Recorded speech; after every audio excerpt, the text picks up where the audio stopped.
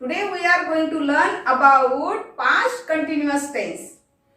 आज आपण past continuous tense विषयी माहिती जाणून घेऊया, ज्याला आपण चालू भूतकाळ किंवा अपूर्ण भूतकाळ असं सुद्धा म्हणत असतो. नेमका आता what is past continuous tense म्हणजे काय बघा. The past continuous is used to denote an action going on at some time in the past. The time of the action may or may not be indicated. म्हणजेच काय होईल, घडणारी जी क्रिया आहे, घडणारी क्रिया ही भूतकाळामध्ये काही काळ चालू होती, ती सुरू झाली किंवा बंद झाली याबद्दल माहित नाही हे दाखवण्यासाठी या रचनेचा वापर करत असतात. बघा विद्यार्थी मित्रांनो, नेमका पास्ट कंटिन्युअस टेन्स कुठे वापरायचा आपल्याला त्याविषयी आपण माहिती जाणून घेत आहोत. तर हा नेमका ओळखायचा कसा, यासाठी मी तुम्हाला काही इझिली ट्रिक्स सांगते की आपल्याला एखाद्याशी कन्व्हर्सेशन करायचं असेल, संभाषण करायचं असेल, तर अशा वेळेस आपण कशा प्रकारे कोणत्या वाक्यामध्ये आपण बोललं पाहिजे हे तुम्हाला लक्षात यायला हवं. तर यासाठी तुम्ही ट्रिक्स लक्षात घ्या.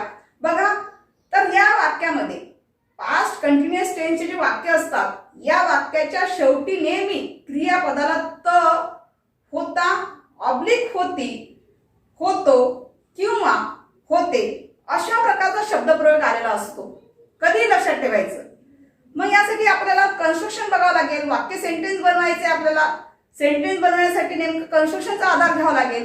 मग कोणत्या प्रकारचं कन्स्ट्रक्शन असणं गरजेचं आहे, तर let us see construction.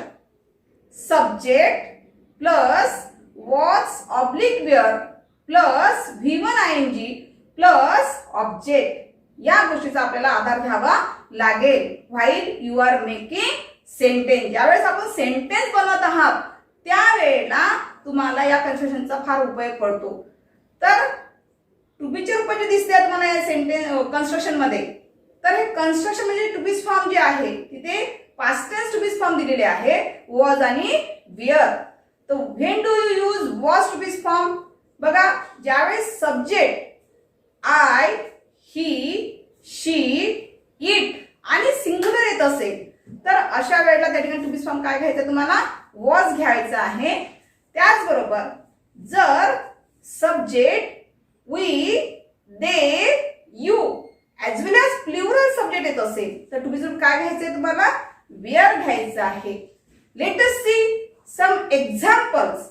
Number 1, आपल्याला कुणाशी बोलायचं असेल तर कशा प्रकारे आपण वाक्य तयार घेतली पाहिजे. बघा, नंबर 1, मी बोलत होती. याचं कसं होईल बरं, आय वॉज स्पीकिंग. नंबर 2, मी माझ्या घरात काम करीत होतो. म्हणजेच कसं होईल, I was working in my house. Number 3, विद्यार्थी शाळेत जात होते.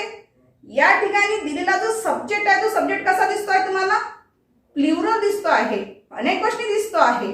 त्यामुळे या ठिकाणी टू बी रूप सुद्धा तुम्हाला काय घ्यायचं आहे, वेअर वापरायचं आहे. बघा कसं होईल, students were going to school. Number next, शेतकरी बियाणे पेरत होते. तर या ठिकाणी कसं होईल, farmers were sowing seeds.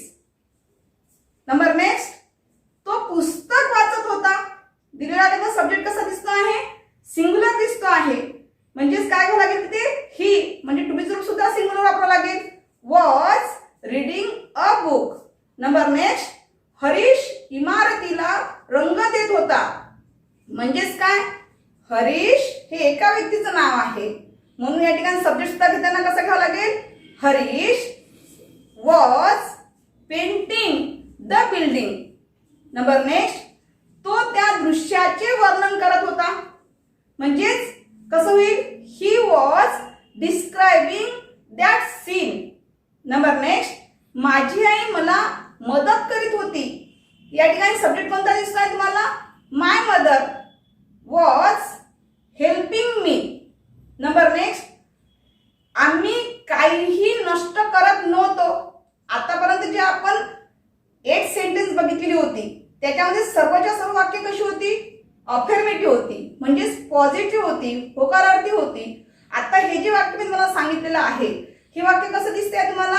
Negative दिसते आहे, नकारार्थी दिसते आहे. मग अशा वेळेस जर आपल्याला बनवायचं असेल तर कसं करणार? तर बघा कसं होईल. We were not destroying anything. म्हणजेच या ठिकाणी आपल्याला निगेटिव्ह करायचं असेल तर त्या ठिकाणी टू बीच्या रूपासमोर नॉट वापरावं लागतं आपल्याला, तर ते वाक्य निगेटिव्ह तयार होईल.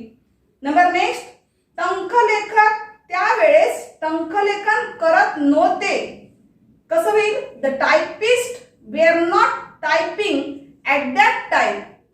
अशा प्रकारे आपण आज द पास्ट कंटिन्युअस टेन्स हा टॉपिक कसा वापरायचा, कशा प्रकारचा अभ्यासायचा याविषयी माहिती जाणून घेतलेली आहे.